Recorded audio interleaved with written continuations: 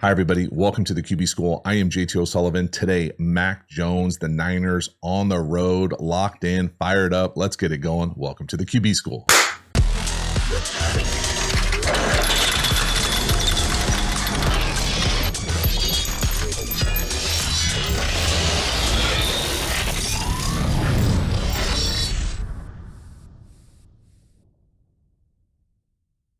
Before we dive into the video, a quick reminder about the Quarterback School Patreon community. This group is the foundation, the bedrock of the channel. Not only is it a great, inexpensive way to support the channel, you get even more Quarterback School content. So you dig these kind of videos.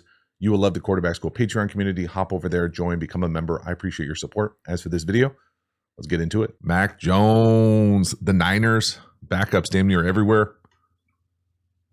I thought it was pretty good. Y'all, I'm not going to lie. This first one down here, bottom of the screen, third down, double chip, rip up Pearsall here on what I think is an outstanding top of this route. Now this looks like just a corner, a crosser from Jennings, and then Pearsall, the number one, literally on the left, running that in. You shift up McCaffrey, we get double chips on the edge. You see this all over the place on third down in the league. But Mac Jones is on time, standing in there, delivering a shot, all sorts of black jerseys bearing down on him. And again, really lock in here on the route running at the top of this thing from Pearsall. So what I would consider a pretty traditional concept as far as just what is probably a pure progression from them. Call it a corner or a circus. Here's that kind of traditional crosser. And then where the ball ends up going here, because he's in a tight split and he gets pushed out a little bit, it widens that in hole here. And then as we get to the top of this thing, he doesn't run just a straight line, or oftentimes you'll see kind of banana routes that fade away. He does a great job of carving this thing back down, what I like to call like an anti-interception angle. So just a beautiful job of not only quarterback play, of being on time, on rhythm to the probably number 3, but this route at the top. Watch Pearsall touch the 45, and then he comes back to the other side of the 45. So he's touching the 46, and then carves that thing down. It's just a beautiful top of the route. And again, Mac Jones driving that thing, ripping it, big first down. It's outstanding. It's really nice. And again, I think anybody who watches ball would probably associate in breakers, on time, in rhythm with this system, this offense. And Mac Jones early comes in, rips one, and again, standing back there, bearing down, right? We got 2 essentially L's on the TT. You're going to get hit. Stand in there, deliver that shot, rip it right on his chest, first down, let's go. Next one here, first of 3 touchdown passes. Get the tight end, 89, the number 2 down here to the bottom on that kind of like bang or check flat. Now, there's not a lot to this from a Mac Jones perspective other than, not making sure you don't airball a layup. But this is just, the Saints DB on skates, falling all over the place, can't make a tackle, naked keeper. Another kind of staple of this offense. Get out there, nice fake from Jones. Terrible tackle, nice violence at the goal line, beautiful. So we'll talk about the fake. First here, we'll talk about exactly what this play is. Again, 22 personnel, get the big guys in there. Where the ball ends up going here, I'm used to calling this a bang or late flat. So he's going to engage and get out, as opposed to a traditional kind of first read on these naked keepers, which is often just like a flat immediately out. Like you wouldn't be shocked if you saw Juszczyk come across and come out as that kind of one. This kind of engage, bang, late flat is more of a traditional outlet. So it's almost always paired with a corner and an over from a condensed formation. Mac Jones does a nice job coming out there, just taking what the defense is giving you. Again, watch 1 at the bottom of the screen as well. Slip, sliding, turning, falling, not tackling, make him miss, collision at the goal line. Nice job. Fake-wise here, I kind of like this. This is a little bit of old school here with the open hand. I actually used to associate this with Boomer Esiason. You can see that kind of like out, almost like he's going to 2-hand fake it, and then pull it back with that open hand and the eyes. So just nice attention to detail there as far as the craftsmanship from Mac Jones. Out on the edge, enough of an athlete to put it on him, make somebody miss, touchdown, let's go. Next one here, this one's a little bit of a funky one. This is one of those ones I think the first thing you have to do on a clip like this is acknowledge we're not in the quarterback room. We don't know what the read is. We don't know what the intent of this play is. I think this is one of those ones that some screenshot warriors could have a lot of fun with, as far as Jennings at the bottom of the screen being wide ass open. I think you could also just kind of probably ask Mac Jones what he's pumping here. Is he trying to get the ball to McCaffrey in like a quick little slant or whatever that route is supposed to be? Or is he pumping like a traditional sluggo? Because if he's pumping a sluggo, you'd love to kind of pump, reset, throw it. So again, first thing, don't get it twisted. I don't have all the answers at all. I will say there were a few clips in this game where I thought there were shots down the field. So is this a sluggo that just kind of happens quickly? Is this just a, more must outside release go clear, and this corner is squatting, and because we kind of come out here and pump whatever this route is from McCaffrey, that this thing pops down the field? Only they know. All I will say is let's play under the assumption that this is a kind of like quick double move, and we're coming out here and we're pumping this. All of a sudden, someone flashes across our face. The default here, and the thing I think you have to acknowledge, is there's nothing wrong with quickly moving and getting to the outlet, okay, or the check down. There's nothing necessarily wrong with that. You just might love to say, hey, reset your feet, keep your eyes down the field, and drive this thing down the field would be something that would be like a really cool next step. And again, these are many, many assumptions here. He's probably just trying to put it on McCaffrey, feels the guy standing on the edge drop into his lane, and then gets it to the outlet. But watch this thing at the bottom. So because of that pump, now you get the corner. One's already had a first rough quarter one. Could have went right by him right there. So again, not a bad play, not a, oh my God, what a miss. Just a, hey, we don't have all the answers. This would have been a really cool little walk-in touchdown down here to the bottom. Regardless, it's a completion, first down, hard to argue that. But again, it's hard to pull all the answers from the film because he's certainly working to his right, our left here at the start of this thing. Doesn't like it. Nice job either pumping or turning it down. To me, I think of that probably more as a turn down to McCaffrey because 58 drops right where he is.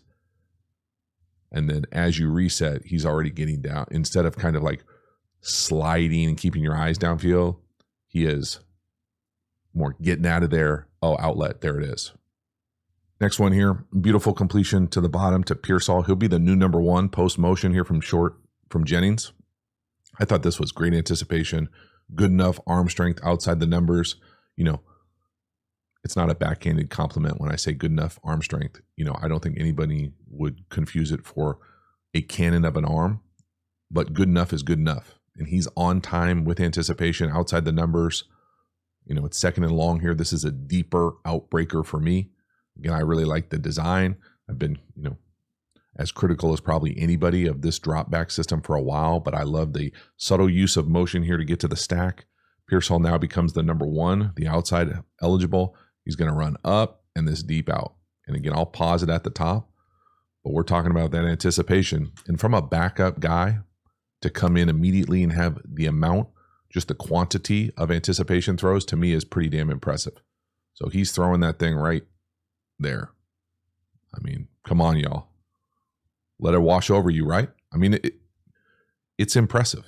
You don't have to say, oh, this is my favorite quarterback in the world. I had him as the whatever in the draft. You can just say, hey, this is impressive. Anticipation, deep out, outside the numbers, on time, really nice. Again, not bad coverage. The guy's right there, kind of squatting on it. It's excellent. It's great anticipation. The throw is maybe a tick inside, but it's good enough. And good enough is pretty damn awesome when you're talking about playing with anticipation in the league, driving the ball outside the numbers, ripping it, first down, let's go. Next one here, probably the first kind of execution error. This looks like RPO pin and pull to me, if I had to guess. Now, I'm sure they carry a handful of RPOs in the system. I just don't necessarily feel like I see them as often as I see them in other systems.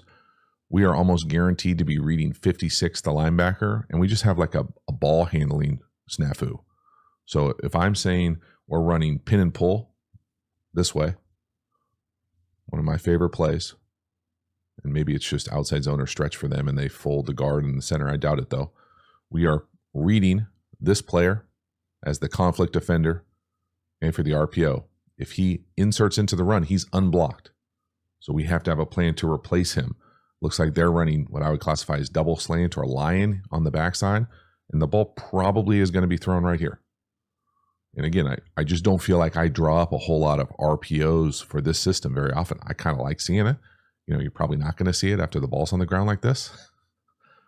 But you can see here, especially with watch how the right tackle's blocking out, like a backside pass protector, quick game. Those are usually pretty clear indicators. If it was just a true run, we wouldn't be blocking out like that at right tackle. So a ball handling issue. Again, I don't think anybody's surprised when the backup goes in there that the ball's on the ground occasionally in these types of things, but I do think it's cool. Okay, just you take it for what it's worth.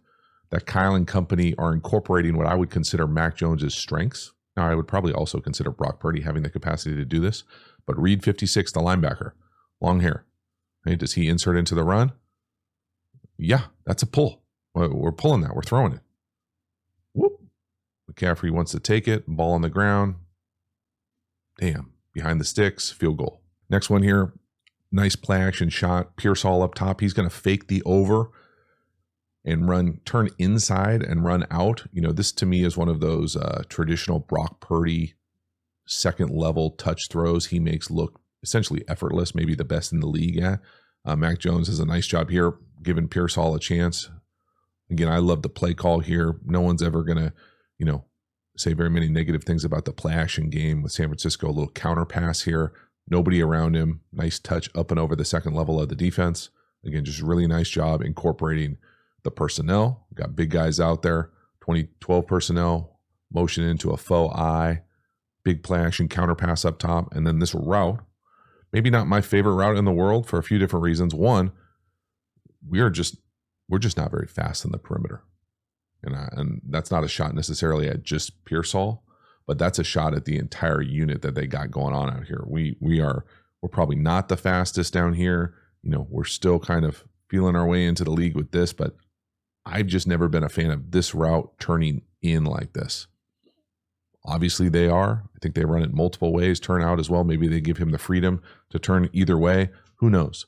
It just looks like it takes forever. And there are a few routes on this film that look like they kind of slow us out. But that's a nice job for Mac Jones. Again, touch, running the offense at a high level, taking chunk opportunities, even like mini chunks like this in the play action world. Just a nice job of being able to kind of have that seamless transition to run similar-ish concepts. It looks the same. Nice throw, chunk, let's go. Next one here, third and forever. Not my favorite shift also. We're going to end up running dagger up top to the number 1. Now, this throw, I'm going to guess, is just behind us. I really like the timing of this. I have to also acknowledge the fact that the design of this is open. Pretty rare to get third and long this open-ish of a concept. Again, making the assumption that the wide receiver doesn't run the wrong route and he's supposed to have a curl here. Assuming this is true dagger, I think we just missed the throw. And we get a little lucky that this isn't a pick, just with the late arm from 83. But the design here is pretty damn nice, catching quarters. So besides for that shift that continues to just baffle my mind, I'm literally, it will never make sense to me. And again, I understand why they say they do it. They say they do it because these quick shifts in the backfield allow the defense to not get into their empty checks. Okay, I get that. This is, to me, is just true dagger. Here's a clear post, and here's that deep in off of it. Now, again, he's playing with anticipation. And if you've watched any videos on the channel for a long time, you'll know that I say often, if you play with anticipation from this position, especially if you're not the guy in there all the time, you're going to have some weird misses because you're throwing this before he breaks out of these things. So you're letting that go before he carves that thing in there. So you're just going to have some of these type of throws. Now, sure, you would love to have more precision in the accuracy, but he throws this thing. I mean, he's throwing it right there. Look, we're barely on the 40. Here's the first down. Here's the sticks. We still got a long way to go. And again, for all we know, this could be a curl and it could be a perfect throw, and he runs the wrong route. So I'm going to put it on Mac Jones as far as just the accuracy here.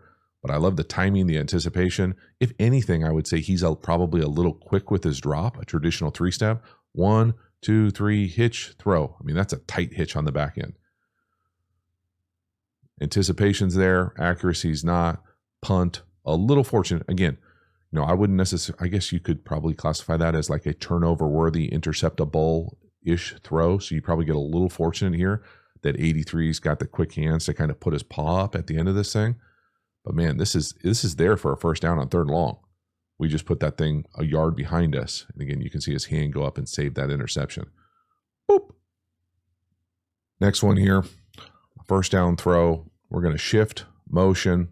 We're going to try to hit Pearsall. He's going to become the new number 2 down here to the bottom on what I'm going to call a deep out or bench route. Now, we've got the leverage we want. We've got the timing we want. We just don't have the accuracy. And again, if you're watching this, you're probably wondering, all right, what's the difference here? Like what are we operating with as far as what Purdy has done so well for so long with what the guy that they seemingly wanted before they had Purdy to kind of do this. And these are the type of throws that will make you a backup. And that's just, that might sound harsh, but that's coming from a guy who was traditionally viewed as a pretty backup-ish arm. So these types of misses, deep out, it's there. We've got the leverage we want inside. We've got the timing we want.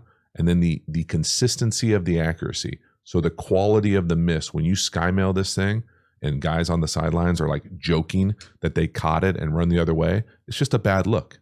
So again, we can appreciate the anticipation.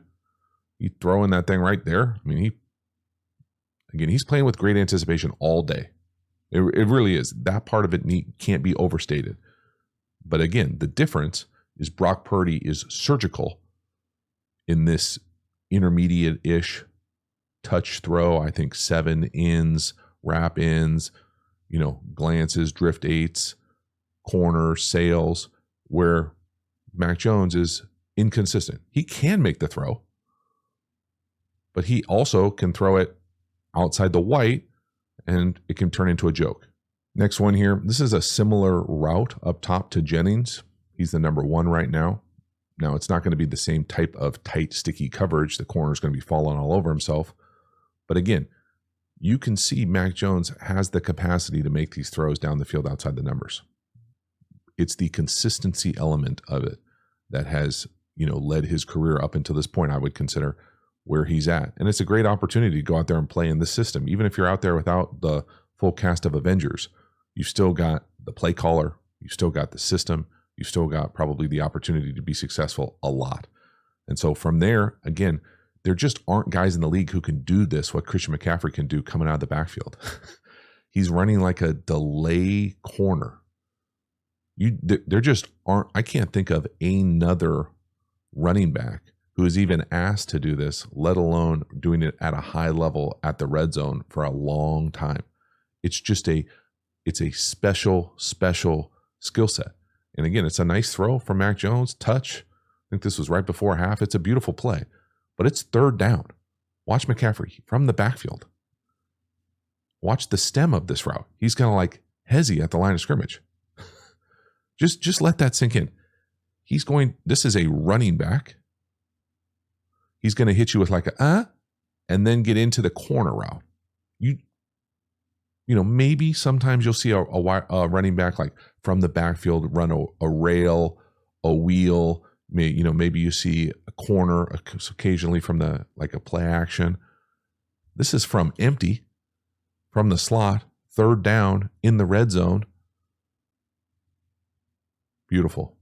And again, you can see here, if we're reading, this corner down here, he's going to engage man-to-man on the number 1. Got him. They're going to try to bracket the 2 and the 3 here. So essentially works out like a stump-ish concept. And they just don't have, it's tough to play out. What I mean by that is, this to me is a bracket-ish, 3-person side. So this to me is just off man. He's probably got him what I would consider Meg. And then these 2 are trying to get bracketed by these 2, okay, on vertical. So as he runs up, you can see him pass that thing off to the interior safety. Then we're going to come out here and hit this. And again, there's nobody out here because this corner's playing man on the number 1. So a lot of fancy terms to say, hey, they can't switch off a running back running a corner in the red zone. Mac Jones does a nice job with the touch. And that's a hell of a play. I mean, it's outstanding world-class running back personnel, but it's also a really nice job by Mac Jones. Got to go out there, make the throw, make the read, nice touch, situational ball, down and distance, third down, red zone, balls out on time. Hell yeah. Halftime, you dig the channel and you haven't already, please like, subscribe, hit the bell, get the notifications. I really do appreciate you subscribing to the channel. It means a lot to me, so thank you for taking the time and doing it. Again, the Quarterback School Patreon community, you know about it. Join, become a member, get even more Quarterback School content. We also have Quarterback School courses. You can check out all the courses over at theqbschool.com. Hop over there and enroll. Finally, please make sure to follow me across all the social media platforms. I appreciate your support. As for this video, let's get back to it. Next one here, 3rd and long, up top. Pretty sure this is Pearsall. To me, this is a turn down as far as a gate from a wide receiver. Now, again, I'm not going to sit here and tell you I know exactly what this route is or what the cover structure is, but as he's running that route, he probably is thinking, I'm not getting that ball. And I'm not a huge fan of wide receivers determining when and when they don't run hard. Okay, again, quarterback school, not wide receiver school. You take it with a grain of salt. But to me, it looks like he changes his gait. Now, there's not a lot of great plays for 3rd and forever. Again, he's getting bared down on there with a game on the left side. But this is one of those ones for me. Let's just assume that we know what this route is. It's some sort of vertical opportunity. You know, I think my favorite would be up and like fake this thing and hit it, kind of like a 7 nod or something, or bench and go. You know, this might just be like a nod post for all we know. I totally understand that he can feel this safety over the top and probably thinks he's not going to get it. Again, to me, that's not an excuse to go out there and change your gait. You got to think the quarterback is going to throw it to you every single play. He does here. You know, I'm probably going to get on Mac Jones for at least 2 reps in this game about turning down opportunities down the field. You know, is that a great time to throw this? Probably not. Okay. But that doesn't give the wide receiver an excuse to not run. So he slows down right there. Then he's like, oh shit, he threw it to me and it's nowhere close. Now, I don't even think it's probably a good throw. And who knows if he can even get to it because it looks like it's a little bit inside. But it's one of those things, again, I just want to provide the fullest picture I can about how difficult it is to not only play the position, especially when you're a backup, but realize that all these things kind of have to work together. It's not just, hey, oh, he's out there chucking that thing up there. You know, that's not a routine pop fly like we see later on Sunday. This is a one where we just have somebody who looks like he slows down on whatever the hell this is supposed to be, and we don't have a chance at a big play down the field. Next one here, this is a real bummer. So this is a play action shot. We're going to end up getting strip sacked, lose the ball. You know, a few things here. I think the first thing you have to do, acknowledging this is a quarterback-centric video, is we're probably holding onto the ball a hitch or reset at least too long here. So whatever this is supposed to be timing-wise, it's not there. So the capacity to like not get out of there. So hitch, got to go. Like we can't just stand back there like a statue. You know, this is what Purdy, you know, you just don't see from Purdy because he's got that quickness, that suddenness to be able to get out and extend. That's just not Mac Jones.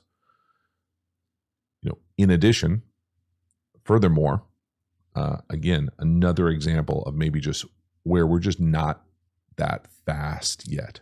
You know, we've got, you know, I'm going to say that this design of this thing is trying to get Jennings most likely as the guy, because he's coming under this, as the guy who's probably supposed to be the primary on this thing. But again, you know, up top, the number 1, he's probably the best throw. I'm not sure how you would ever necessarily play action and see that. This is probably more of a clear or a must outside release kind of. We're trying to create this space for this crosser coming across. Now, they probably allow you to throw it to either. But when the middle field player, the safety, when he drives Pearsall, so you essentially have 2 people covering him on this thing across, the throw is absolutely here.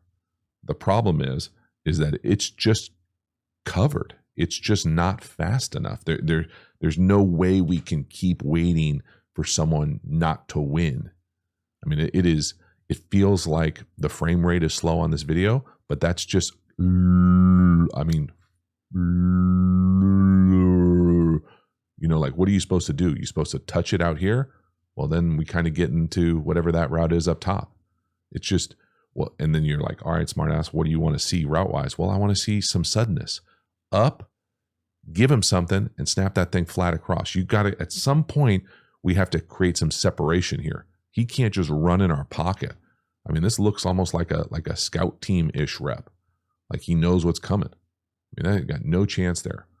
And then from a quarterback perspective, once you give it that kind of like 2-hitch opportunity, you've got to realize these guys are coming after you, because this is technically a decently blocked play, and we end up giving up the ball. So again, it's a long block for the right tackle. He kind of gets, pulled down at the end there. But shoot, how many hitches do we give this thing? Hitch, hitch, hitch, hitch. I mean, you're on your 4th, 5th hitch. The ball's got to come out. And it's unfortunate that we lose it there. Next one here, 1st and 10. We're going to rip Pearsall down here to the bottom. Now, this ends up being a completion. I would classify this as living on the edge. I don't love throwing timing in breakers to what I would consider like a quarters-ish safety, whether this is brackets or quarters, 21 up top on the left corner. He's in that range right there. And it's just one of those things where you can see they're having a conversation on the back end where they're mad at each other. But this, one of these things here, and again, it can be a little confusing. Pause it right at the snap. So let's say that we know that this route is an in. Okay, now at the snap here, you could make the argument that this looks like a 2 structure to me. And if this is a true half player, well, then I love an in.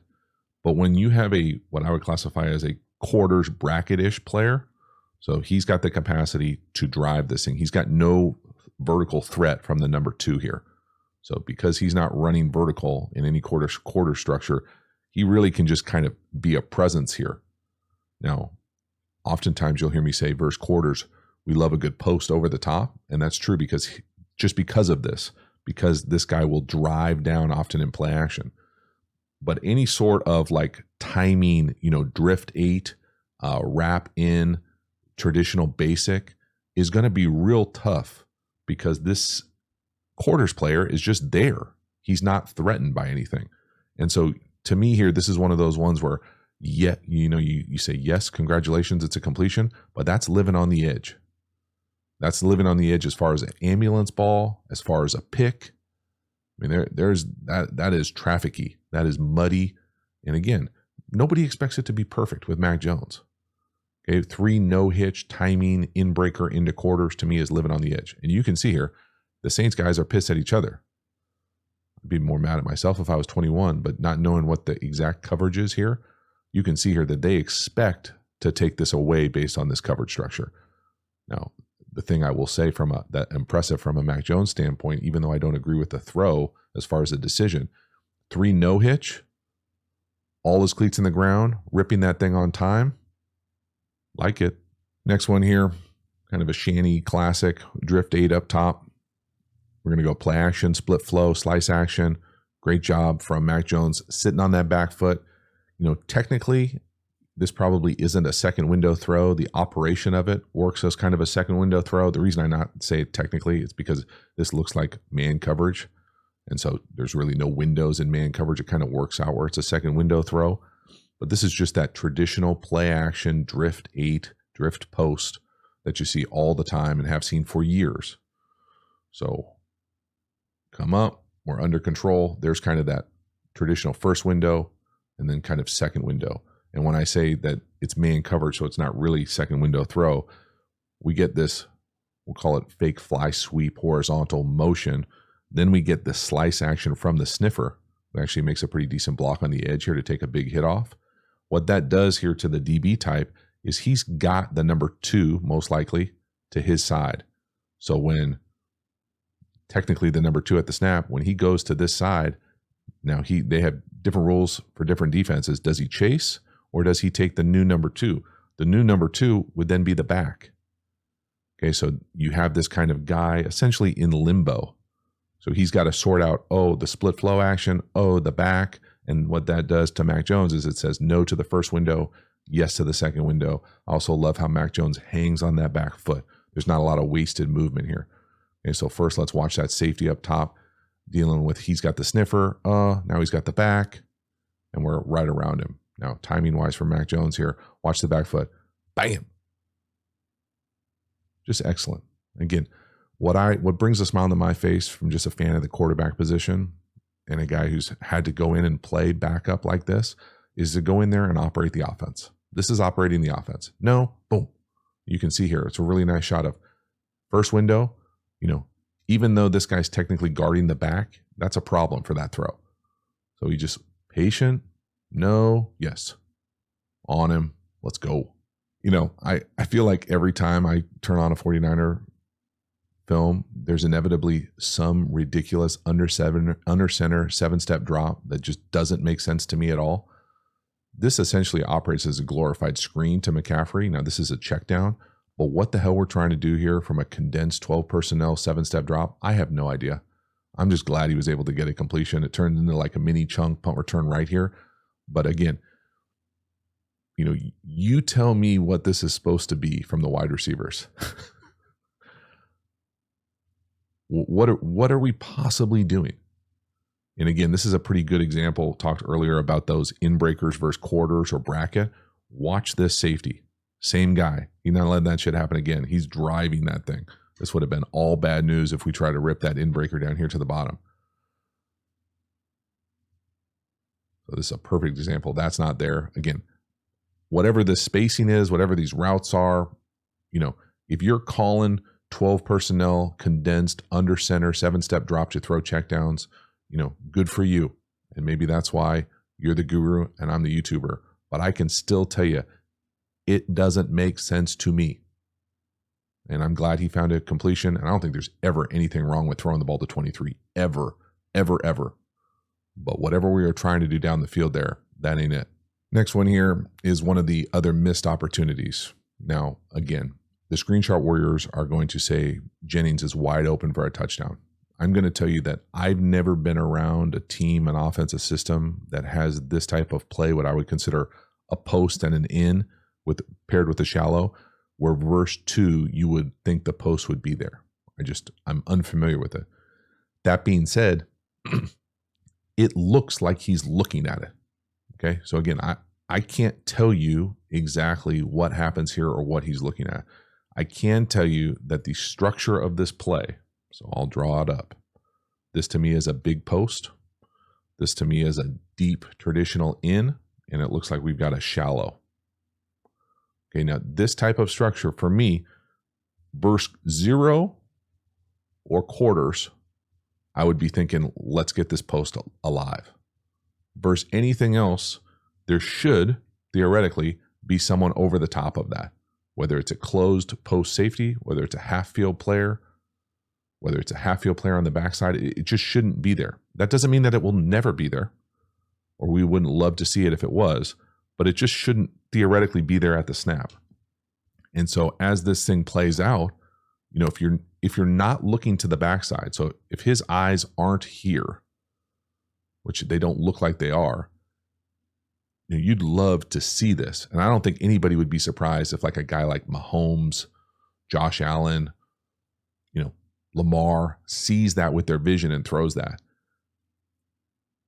I don't know, the other thing I would say here is it's pretty rare, the backside in here. So this backside in and this shallow, it's pretty rare for this play side hook defender, who's also a corner, to get so much depth that he would take away this backside in. So again, it's just kind of a funky play all over the place. What I want to do is just provide the context of, I don't know why this post is so wide open. I do know why, because the safety's way out of there doing karaoke and the other half field safety or bracket safety is driving the in.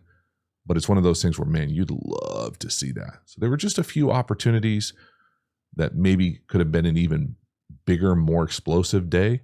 But again, the thing I always pull myself back to is it's hard to complain about not taking a bizarro shot down the field when you still get a completion. Like, we're still looking, to me, this is a good decision.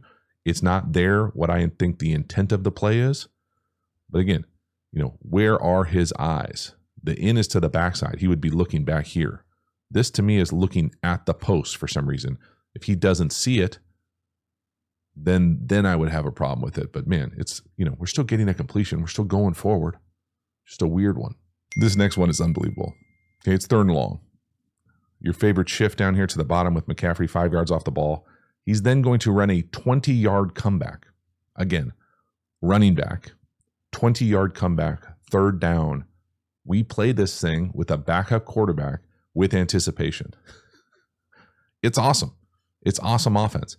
Even if it doesn't make sense to me why we start him 5 yards behind the line of scrimmage for the, quote unquote, not being able to get to an empty check, it doesn't matter. This is wild. He is going to run a 20-yard comeback. It's 3rd and long. His feet are at the 40. This thing takes forever. And again, that's supposed to be an A. Anticipation, y'all. Anticipation. Let it wash. Earmuffs me here. Let it wash the over you. Okay, and I censored it. Look at the anticipation. What? Now, he does have the turn signal up there with his left hand, and it's not the tightest turn in the world. But man, that's so good. Fuck. Holy shit, that's good. That's awesome, man. That is just such high level, really unique offense. Not only design what they're asking him to do, but the capacity to execute it. And then you think about who's out there executing it. It's awesome. Great play calling. That's awesome. Awesome. Next one here, touchdown pass. We're going to hit Jennings up top. Now, this to me is a perfect example of why you play Tampa and not straight cover 2, because everybody in the middle of the field is open here. Probably also why you're probably going to see a lot of man-to-man coverage on these guys on the perimeter versus the 49ers, because right here, zone, there's just nobody in the middle of the field. There's really multiple guys open. This is a great job from Mac Jones, throwing it right over the second level of the defense, right in stride. Nice job finishing this thing off. But again, they want to get cute with how they're going to pre-snap, try to confuse the quarterback. So they're presenting closed, right? They're trying to present middle field closed. They're presenting potential pressure, guys at the line of scrimmage, where they're going to run out here to traditional cover 2. When I say traditional cover 2 is there's no middle linebacker type getting to that deep third Tampa player. And so what that does is that allows guys to attack the middle of the field. So potentially right there, certainly right there.